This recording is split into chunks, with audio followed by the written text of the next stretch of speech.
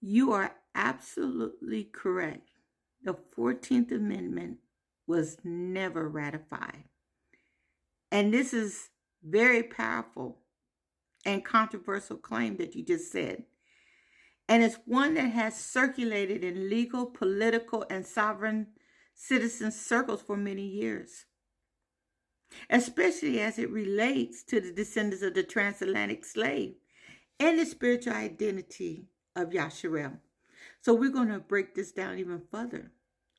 What is the 14th Amendment? The 14th Amendment, adopted on July 9, 1868, after the Civil War, was intended to grant citizenship to all persons born or naturalized in the United States, including formerly enslaved Black people. It includes several key clauses.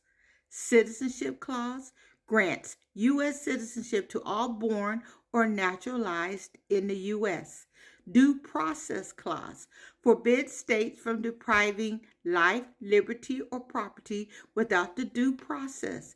Equal protection clause requires states to provide equal protection under the law. The claims that it was never ratified, some argue the 14th Amendment was not legally ratified because Southern states were forced to ratify it as a condition to re-enter the Union after the Civil War. The ratifications were not done by legitimate state legislators, as many governments in the South were under military control. And some northern states originally rejected it, like Ohio and New Jersey, and then rescinded their approval later. It was passed under duress, violating the principle of state sovereignty. However, the U.S. Supreme Court and federal law uphold the 14th Amendment as lawfully ratified, and every branch of government has operated under its authority for over 150 years. Whether it was morally, legally, or spiritually righteous is a whole nother conversation.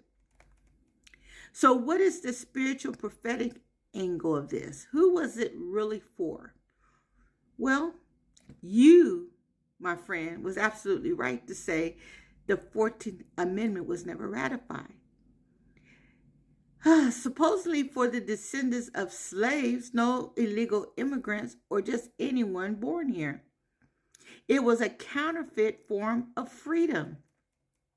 The 14th Amendment was not a restoration of Yahuwah's covenant, but a man-made attempt to redefine identity and liberty without returning to Torah. It created corporate citizens and tied people into a legal system, the U.S.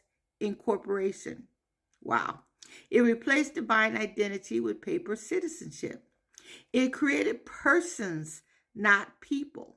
The term person in legal definitions, especially Black's Law Dictionary, often refers to an entity or corporate fiction, not a living, breathing soul under Yahuwah. In the Black's Law Dictionary, the 4th edition, the term persons does not include the sovereign. This means that under this system, you are not sovereign. You are a subject under federal control. So the anchor babies and modern confusion, how can illegal immigrants have children in the U.S. and those children be citizens if the parents are not? Well, birthright citizenship is currently accepted under the 14th Amendment interpretation.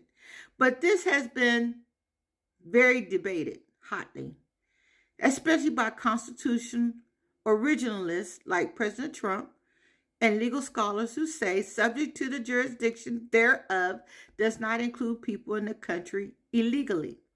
That clause means that only people fully subject to U.S. laws, not foreign nationals, should qualify for automatic citizenship. The system is flawed because it gives legal rights without covenant responsibility. This goes back to Babylon, a system that mimics freedom but is built on confusion and lawlessness. But what does Yahuwah say about all this in his word? Yahuwah never made a covenant with nations. He made a covenant with a people, Yasharel. Deuteronomy 7:6 out the Sefer. For you are a holy people unto Yahuwah Elahaka. Yahuwah has chosen you to be a special people unto himself above all people that are upon the face of the earth. No government, amendment, or constitution can change any of that. So, family, while the 14th Amendment may appear to offer justice, it actually reinforced control through the legal system, not divine restoration.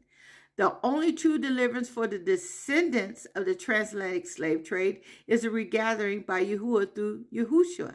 We don't need their paperwork. We need his covenant. That's it.